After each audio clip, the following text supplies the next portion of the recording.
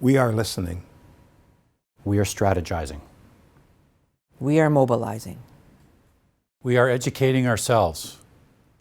We are planning. We are investing. We are taking action.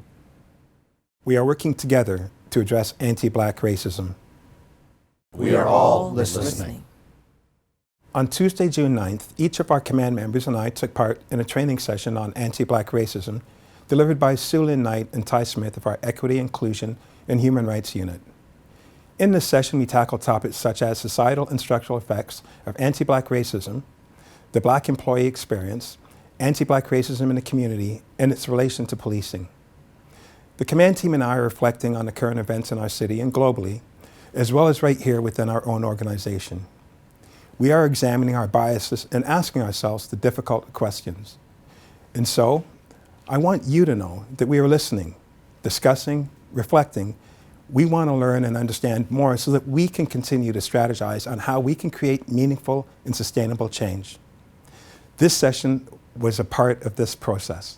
Command and I are taking steps to address racism, anti-Black racism, discrimination and harassment, and we will work to ensure that we are supporting you as members of the service who interact with the public every day, as well as with each other. This will be a continuous journey, one that will bring us closer to our communities, as well as to bridge the gaps inside our organization and to better support our members. Anti-Black racism has deep roots in Canada, and its impacts are still being felt today by Black Canadians, including our very own members. It has devastating impacts for families, employees, and community members at large. These impacts are visible through the higher rates of under- and unemployment, discrimination in hiring practices, higher rates of involvement in child welfare systems, and higher incidences of poverty and interactions with law enforcement and the justice system.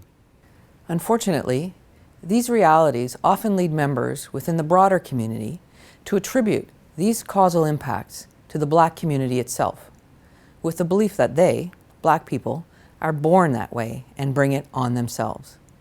This thought pattern and denial of the impacts of systemic racism is an example of anti-Black racism that exists. And we have seen calls for change from the community through peaceful protests in our city.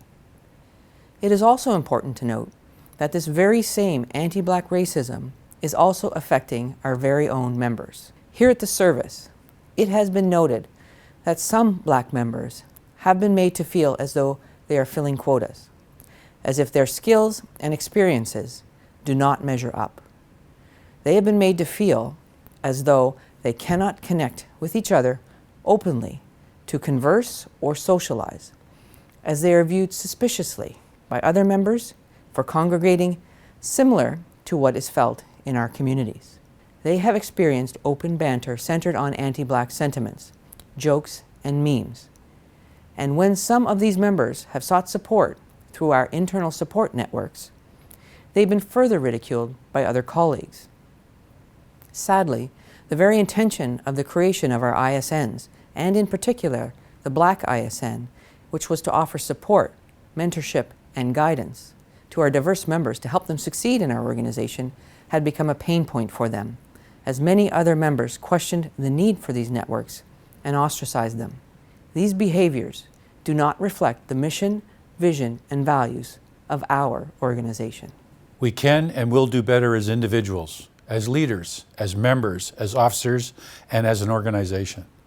It's imperative that we engage in behaviors that promote and ensure a healthy and safe work environment for all of our members.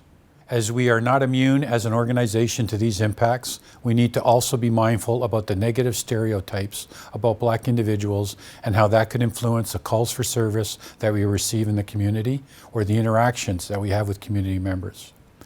There are those that may expect us to show up on scene and enforce the law in ways that are partial and unjust. This is called bias by proxy or third-party racial profiling. We need to continue to engage in bias-free policing, as the mission of our organization is to serve and protect all. It is not enough for us to just not exhibit racism. We have to be anti-racist, challenge it, confront it. But we can't do this alone. When it comes to confronting anti-Black racism, we're all leaders.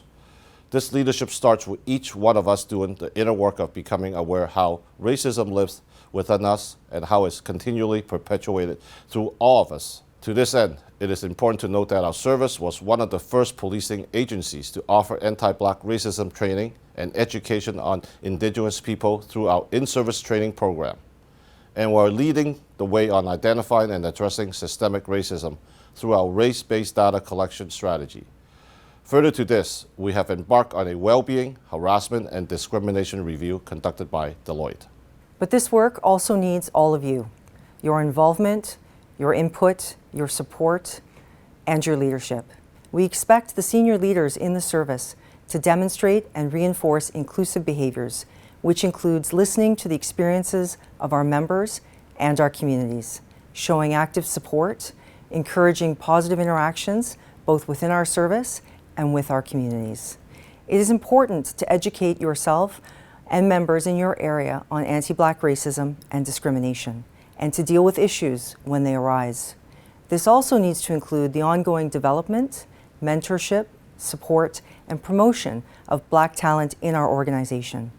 We know that the impact of bias can lead to members being excluded from opportunities, or our members feeling discouraged to apply because they think that they may not be given the chance. This leads to a lack of broad representation in many areas of our service, and we need to change that. As the largest municipal policing agency in Canada, serving the most diverse city in this country, diversity should be seen and felt in all areas of our organization in a meaningful way. We can and should do better. We expect our members, both sworn and civilian, to treat each other with respect and dignity. Do not just be a bystander if you witness negative behaviors from fellow members, whether in the service or in the community, as these actions impact us all and our profession. I also encourage you all to reach out to our Equity, Inclusion, and Human Rights Unit, Siouxland Knight, if you need more information and/or support. Command and I have also taken on this challenge, and I invite each and every one of you to join us. Every day for the next month, we'll be taking 8 minutes and 46 seconds per day to dedicate to learning about racism and anti-Black racism, and to think about how we can address this as individuals as well as leaders. It was in these 8 minutes and 46 seconds that George Floyd lost his life, and we want to dedicate this time to create change.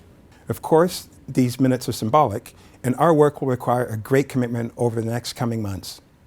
The Toronto Police Service is a progressive organization that embraces its core values of service at its core, do the right thing, connect with compassion, and reflect and grow.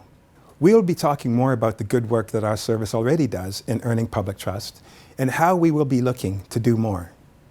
Let's continue to work together with our fellow service members and our community partners to address the harmful impacts of racism, anti-Black racism, and discrimination. We will need your voice at the table.